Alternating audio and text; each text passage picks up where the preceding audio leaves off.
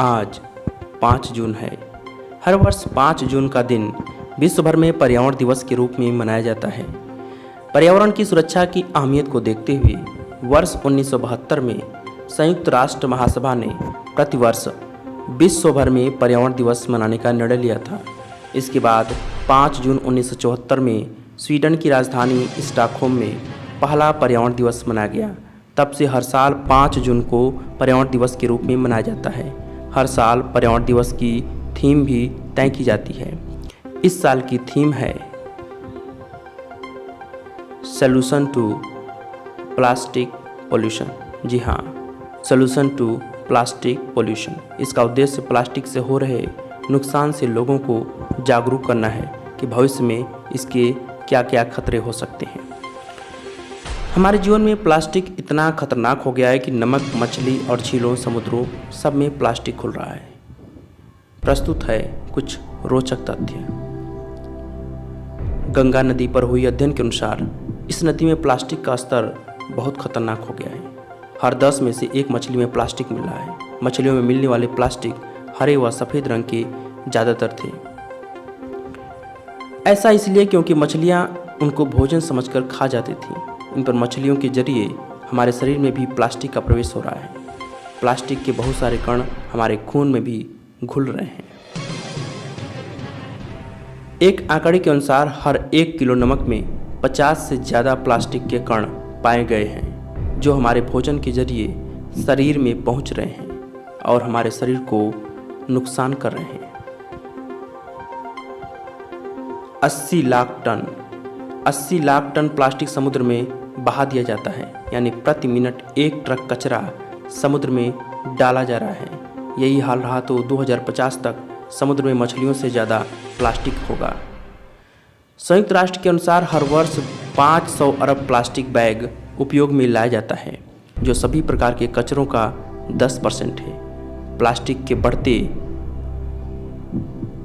उपयोग का अंदाज़ा इसी से लगा सकते हैं कि पूरे विश्व में इतना प्लास्टिक हो गया है कि पूरी पृथ्वी को 5 बार लपेटा जा सकता है।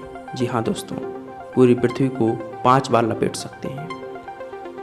भारत में 15,000 टन प्लास्टिक कचरा रोज निकलता है। 15,000 बहुत खतरनाक आंकड़ा है।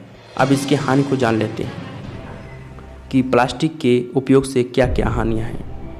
जब भिन्न भिन्न स्रोतों से प्लास्टिक के कण हमारे शरीर में पहुंचते हैं तो लाल रक्त कणिकाओं से चिपककर कोशिकाओं में ऑक्सीजन की आपूर्ति को बाधित कर देते हैं और हमारे सेल्स तक ऑक्सीजन नहीं पहुंच पाती है, जिससे व्यक्ति की रोग प्रतिरोधक क्षमता कमज़ोर हो जाती है। इसके फलस्वरूप व्यक्ति में घातक बीमारियां जन्म लेती हैं, जैसे लीवर की बीमारी, कैंसर, हृदय की बीमारी, नपुंसकता, बाझपन, किडनी पर भी असर पड़ता है।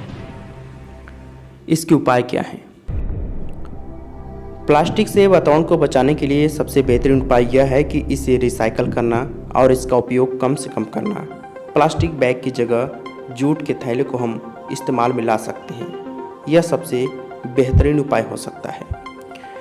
वैज्ञानिकों के अनुसार 1 टन प्लास्टिक से करीब 4 बैरल पेट्रोलियम बन सकता है। जी हाँ दोस्तों, 1 टन प्लास्टिक से हम 4 बैरल पेट्रोलियम बना सकते हैं। प्लास्टिक का प्रयोग सड़क बनाने में भी किया जाता है। प्लास्टिक से बनी सड़क बेहद मजबूत और टिकाऊ होती है। इसका सही और ज़बरदस्त उपयोग कर सकते हैं। प्लास्टिक का प्रयोग कपड़ा बनाने में भी किया जाता है। इस तरह से हमने देखा कि प्लास्टिक के बहुत सारे नुकसान हैं। अगर पर्यावरण में प्लास्टिक की मात्रा बहुत ज़्यादा हो गई है तो इसका सही और उपयोगी इस्तेमाल ही मानव सभ्यता को खतरों से बचा सकता है। जी हाँ दोस्तों, आज ही प्लास्टिक का प्रयोग करना बंद करिए।